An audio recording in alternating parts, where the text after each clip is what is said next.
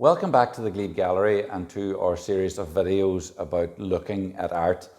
In this video we're going to look at the most important picture in the Glebe Gallery collection, and this is an artwork that I've looked at very closely over a period of about 30 years, so I don't expect to find any surprises in this picture. You, on the other hand, probably haven't seen it before, or if you've visited the gallery, you've maybe only spent a few seconds looking at it. People spend a surprisingly short amount of time looking at individual artworks in museums. A study in France a few years ago found that in one of their most important museums, people spent an average of 7 seconds looking at artworks. Now, obviously, some people went to see a particular picture and maybe spent 2 hours looking at that, but the vast majority of people walk through very quickly and really only glance. And what we're trying to do with these videos is get you past that point where your instinct is to just glance and get you to sort of dive into the picture and look at it really closely and take it apart. And as with the previous videos, just look to begin with. Don't try and make any sense of it. Just look really closely. Look at the colours, the patterns, shapes, textures. Look at the quality of the paint. Is it thick? Is it thin? Are there hard edges, or is it kind of blurry? And in this painting, you kind of see all of that. You can also see a really interesting thing about the quality of the paint in this painting. Most of it has a matte finish, but in some places you'll see a glossy finish. For now, it's just a matter of looking at the picture, looking at the colours, the shapes, the textures, the patterns. And as I said in an earlier video, when you think you've done that enough, go back and start again and do it again, and you'll see even more the second time. The more times you do that, the more you see. And I find this a very easy painting to get sucked in by, and would notice when people come to visit the gallery, if they stop in front of this, they get hooked and they stay in front of it for some time. When it comes to describing this picture, it can be quite difficult because there are a couple of elements that are really difficult to pick apart.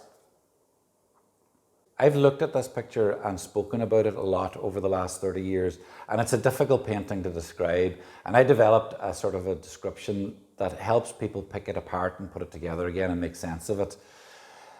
And it is, make no mistake, a difficult painting to describe.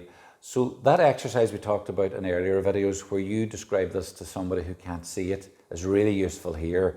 That exercise is one maybe worth doing 2 or 3 times, and it will be very rewarding because this is a wonderful painting and well worth getting to know very well. So I don't think it would really help very much for me to describe the picture to you at this stage. I think this is work you have to do yourself. If you really want to know more about it though, we have a video about Tory Island and the Tory Island artists, and that will be a good place to learn a little bit more about this artist. The artist, as you can see from the label, was James Dixon. He was from Tory Island. He was born there in 1887. He spent his entire life on the island. He died there in 1970. This picture was probably painted in the late 1950s. He painted for about 15 years before his death and turned out an enormous amount of wonderful paintings in that period. He's really a fascinating character in every respect. This label doesn't tell you much about the painting. It's part of a series of labels that run through the exhibition that tell a story. And in this case, it only tells you about how James Dixon came to be a painter. The main criticism of James Dixon's work is that it looks childlike and it looks like it was easy to paint. We often hear people saying, I could paint that, or my child could paint it. The reality though is that this was very difficult to paint. It's really beautiful painting, and those sort of criticisms aren't things that we hear from people that have spent their life painting. From those people, we just hear, my God, how did he do that? That's amazing. Of course, it's perfectly understandable and expectable if you don't like this painting. But because you're in a classroom setting, you have to be able to explain why you don't like it and what leaves you cold about it.